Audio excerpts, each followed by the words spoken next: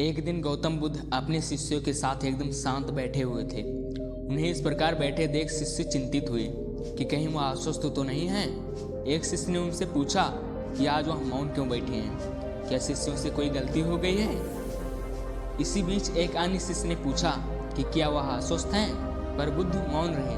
तभी कुछ दूर खड़ा व्यक्ति जोर से चिल्लाया, आज मुझे सभा में बैठने की अनुमति क्यों नहीं दी गई। बुद्ध आंखें बंद करके ध्यान मग्न हो गए।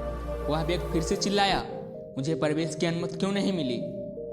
इसी बीच एक उदार शिष्य ने उसका पक्ष लेते हुए कहा कि उसे सभा में आने की अनुमति प्रदान कीजिए। बुद्ध ने आंखें खोली और बोले, नहीं, वह अछूत है, उसे आज्ञा नहीं दी जा सकती। यह सुनकर शिष्य को बड़ा आश्चर्य हुआ।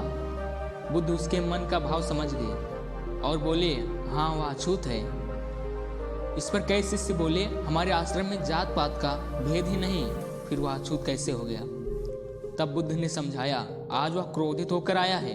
क्रोध से जीवन की एकाग्रता भंग होती है। क्रोधी व्यक्ति प्रायः मानसिक हिंसा कर बैठता है।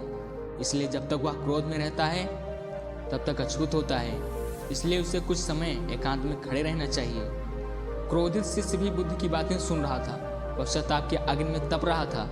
वह समझ चुका था कि अहिंसा ही मनुष्य का महान कर्तव्य और परम धर्म है। वह बुद्ध के चरणों में गिर पड़ा और कभी क्रोध न करने का प्रण लिया।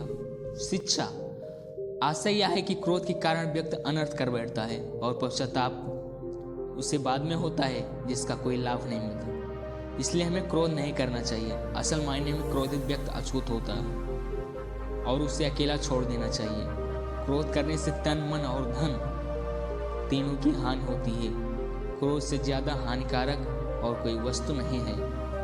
तो गाइस, अगर वीडियो पसंद आई हो ऐसे ही और बुद्ध की वीडियो देखने के लिए हमारे चैनल को आप सब्सक्राइब कर सकते हैं।